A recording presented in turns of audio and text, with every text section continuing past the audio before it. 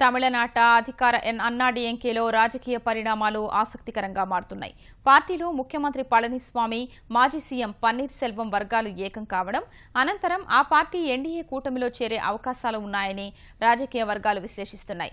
గత 4 నెలలుగా అన్నాడీఎంకేలో 2 వర్గాల మధ్య విలీన చర్చలు సాగుతున్నా అవి ఫలప్రదం కాలేదు. ఇటీవలి కాలంలో ఢిల్లీలో ఇరు వర్గాల నేతలు పలుమార్లు ప్రధాని మోదీతో చర్చలు జరిపారు.